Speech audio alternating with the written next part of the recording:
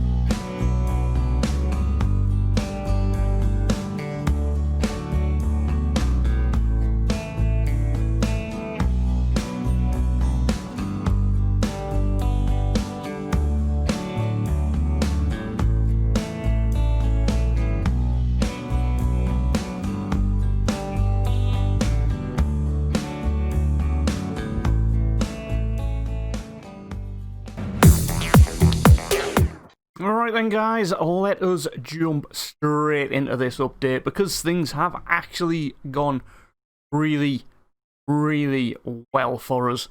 Let us dive straight in with the schedule. Now, we picked things up with the game against Chelsea at the start of the stream, and of course, if you do want to watch any of this action live, all you have to do is follow the Twitch link in the description down below. It is twitch.tv/the Zulu Ninja. So, we did have a London derby to kick things off, a 2-0 victory against Chelsea. An own goal and a Marcos Antonio goal. Harry Winks did pick up a little bit of a knock, but it was nothing serious. We continued the run of good form into Newcastle, a 2-1 victory there. Gareth Bale and Lucas Moura getting on the score sheet. We then took a trip to Burnley, a 2-0 victory there. Lucas Moura again getting a brace, filling in for the injured Harry Kane, who did get injured during this game, and he came on and did an absolute wonderful job. Then, defeat at the hands of Wolverhampton Wanderers. They were absolutely magnificent in this game, unfortunately. And I believe Adama Traore's goal in this game was just something absolutely world class. It just needs to be seen to be believed. It was a phenomenal strike from the outside of the box. So let me, for a start, slow this down because this is just unbelievable stuff. Keeper punches it out. And just look at that strike. That is unbelievable stuff from Adama Traore. What a volley that was. Let's have another look at it because it's that good. It needs to be seen twice. Yes, it's a goal against us. But Hugo Lloris punches out. And, I mean, that's some Jackie Chan shit there with that volley. Unbelievable scenes from Adama Traore. Even when that goal went in, I was like, oh, holy shit, what has he just done there? But yeah, that was defeat, unfortunately for us. Son got the goal, but yeah, it wasn't enough. But we did bounce back, a 2-0 victory away at West Brom. Son Heung-min getting the goal as well as an own goal in that one. And the run now just continues. Yes, we suffered defeat, but the bounce back ability of this team is fantastic. A Dele Alli goal to get us the 3 points against West Ham. And then another 1-0 victory against Leicester City, Dele Alli once again. And then we faced Fulham in the quarter-finals of the EFL Cup. And Lucas Moura getting the only goal in this one to put us into the semi-finals. Now, the semi-finals of the Cup, the teams left in it were Arsenal, Man United, ourselves, and Sheffield United. And as you can see, just a little further down on the page, we got drawn against Sheffield United. Absolutely fantastic.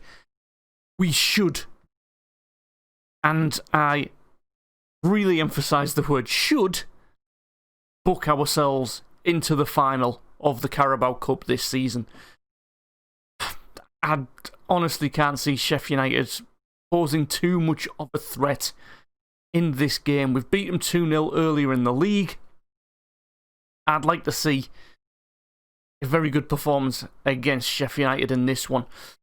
But as we continue the little walkthrough we got here, a 2-1 defeat against Man City. We weren't very good in this game, to be fair. Dele Alli again getting on the score sheet.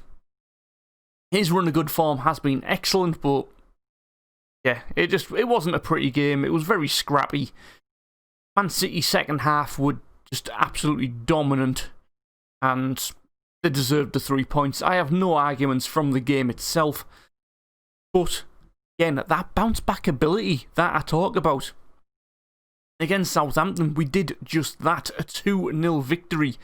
Carlos Vinicius, he did miss a penalty in this game, but he proved his worth, getting a goal. Stevie B getting on the score sheet as well.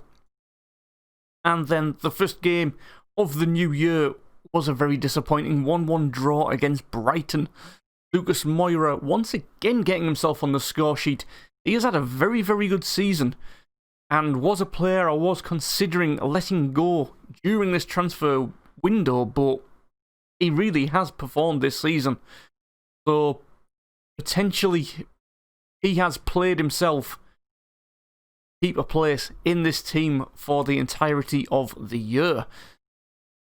Now, as we are now into the January transfer window, this is where things get interesting, because there has been a few little moves that have happened, and I don't know if it's gone through yet. If we go to the outs, it has indeed happened, if I can try and speak. Serge Aurier, £14.5 million, has left to join Sevilla.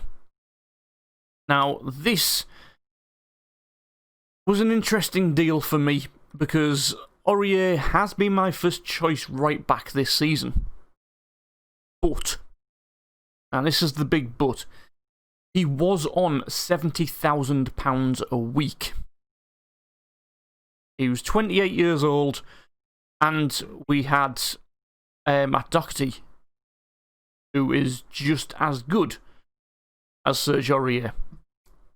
So, it was an opportunity to get the 70 grand off the wages. Mr. Levy wants English players brought into the club. So I thought, you know what, we can afford to get rid of this guy. We can bring in some money. I can bring in a young English right back, play second fiddle to Matt Doherty, and it just makes financial sense to do so. The replacement hasn't come in yet, but it's going to be a young lad from Brentford that we're bringing in. He isn't English, because we couldn't afford any of the English players because they wanted an effing fortune. However, we found this lad, 21-year-old Danish kid. Now, he's going to cost me 3.8 million. He's going to be on £7,000 a week. So, you know, that's a tenth of the wage that Serge Aurier was on. And he looks fairly solid. As a backup, he is going to do a very good job. 21 years old, he can develop. So, think that's going to be a decent little signing.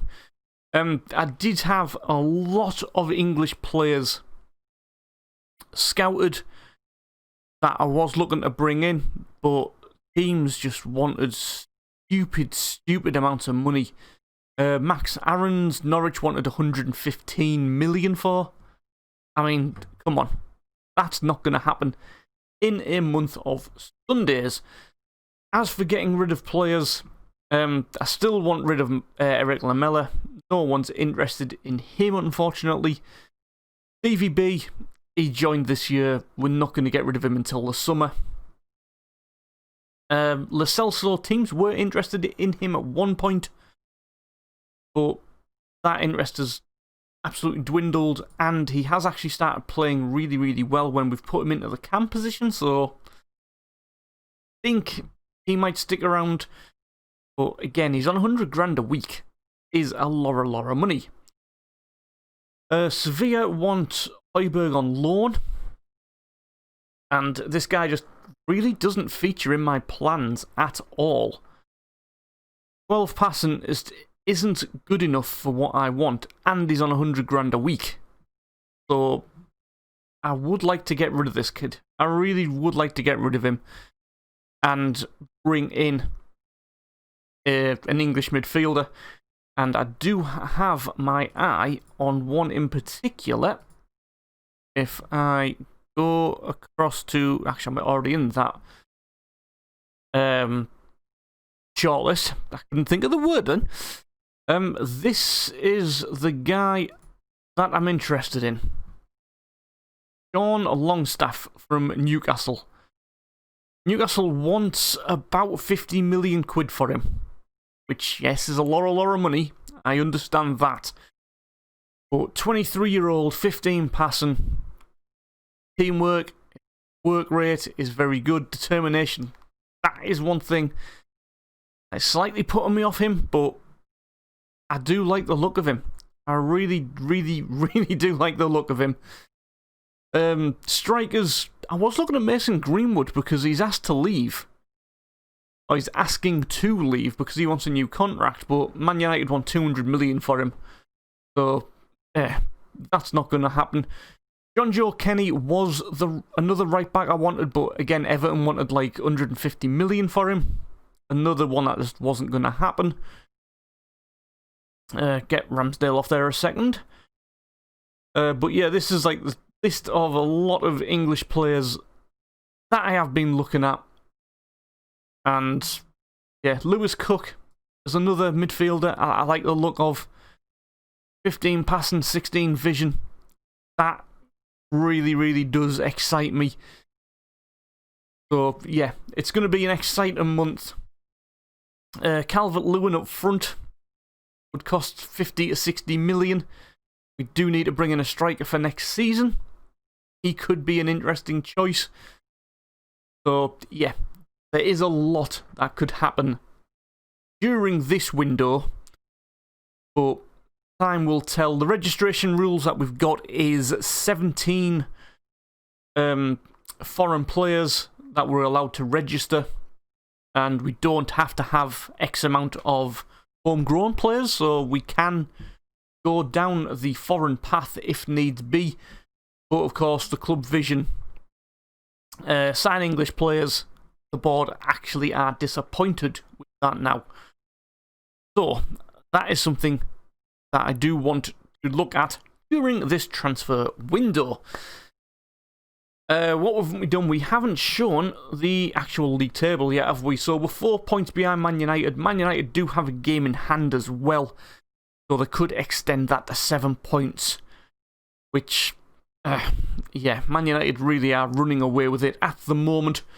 But of course, things can change.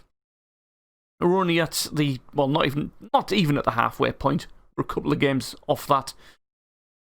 But yeah, to finish second in the league would be a decent position to finish in. Obviously, we do want to win it. Wolves doing excellently at the moment. Villa really batting above expectations as well. Everton struggling like mad in the Premier League so far this season. So I think that's literally is all that we needed to show.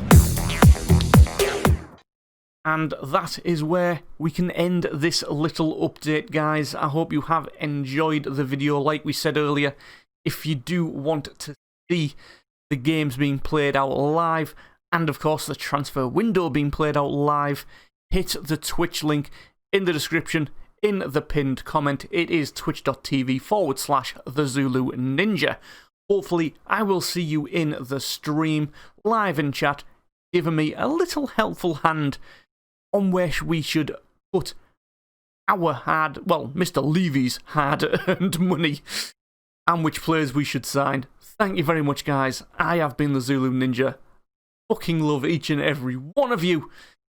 You are fantastic. We will see you all live on Twitch.